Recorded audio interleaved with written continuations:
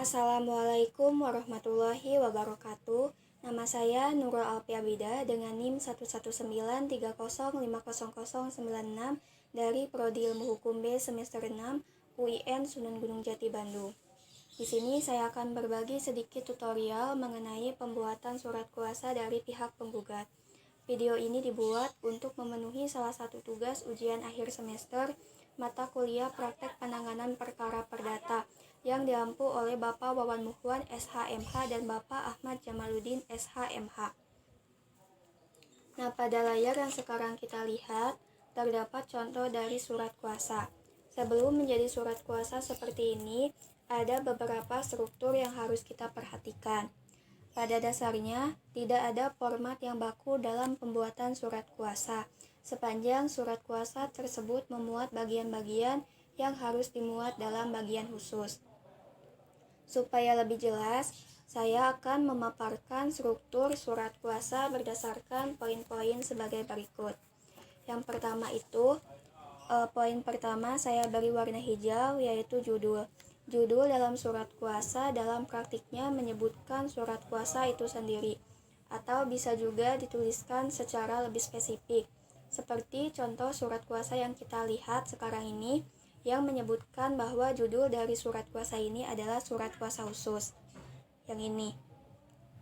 Lalu selanjutnya, terdapat nomor surat kuasa. Nomor surat kuasa ini mempunyai fungsi administrasi dokumen. Jadi apabila tidak dicantumkan tidak akan menjadi masalah. Nah, ini nomor surat kuasanya. Lalu di bawahnya itu terdapat kalimat pembuka, yaitu kalimat yang bertanda tangan di bawah ini. Poin selanjutnya saya beri warna biru, yaitu subjek hukum. Para pihak yang membuat surat kuasa di bagian ini menyebutkan identitasnya, dari mulai nama, nik, tempat tanggal lahir, agama, pendidikan, pekerjaan, sampai dengan alamat. Di surat kuasa ini, namanya itu Sofi Nur Oliviani. NIK 32012045678910111. Nah, selanjutnya dapat dilihat sendiri. Lalu poin ketiga saya beri warna pink, yaitu status hukum yang terletak di bawah identitas para pihak. Hal ini berguna untuk memperjelas keterangan status hukumnya. Jadi pihak yang bernama Sofi Nur Oliviani yang ini merupakan pemberi kuasa. Lalu di poin keempat saya beri warna coklat, yaitu identitas penerima kuasa. Nah, ini identitasnya itu Nurul Alfiabida SH. Di bawahnya yaitu poin kelima saya beri warna abu, merupakan alamat kantor penerima kuasa. Nah, ini alamat kantornya, Galuh Law Office yang beralamat di Jalan Raya Laswi nomor 15, Kelurahan Manggahang, Kecamatan Bale Endah, Kabupaten Bandung, Jawa Barat. Nah, biasanya si penerima kuasa ini seorang advokat, pengacara, atau penasihat hukum si pemberi kuasa. Poin keenam saya beri warna pink, yaitu status hukum. Sekali lagi untuk memperjelas keterangan status hukum pihak tersebut. Jadi pihak yang bernama Nurul Alfiabida SH merupakan penerima kuasa. Lalu di bawahnya yang berwarna hijau terdapat kata khusus. Kata khusus ini merupakan pemberian sifat kuasa. Nah, pemberian kata khusus ini menandakan bahwa surat kuasa ini merupakan surat kuasa khusus. Bagian ini merupakan bagian yang penting dan tak boleh dilupakan, mengingat pentingnya hal-hal yang dikuasakan kepada seseorang yang jika tidak disebutkan dapat diartikan lain dan dapat disalahgunakan. Bagian ini diletakkan di tengah badan surat kuasa. Nah, ini kata khusus ada di tengah. Lalu poin selanjutnya itu saya beri warna biru. Paragraf ini menegaskan tujuan pemberian kuasa serta menjelaskan bahwa surat kuasa ini datang dari pihak penggugat. Pada paragraf ini disebutkan pula kasus apa yang menjadi gugatan beserta alamat lengkap dari pengadilan gugatan tempat proses gugatan tersebut. Identitas pihak tergugat juga harus dicantumkan. Nah, dalam contoh surat kuasa ini, gugatan yang diajukan yaitu gugatan perceraian di Pengadilan Agama Soreang.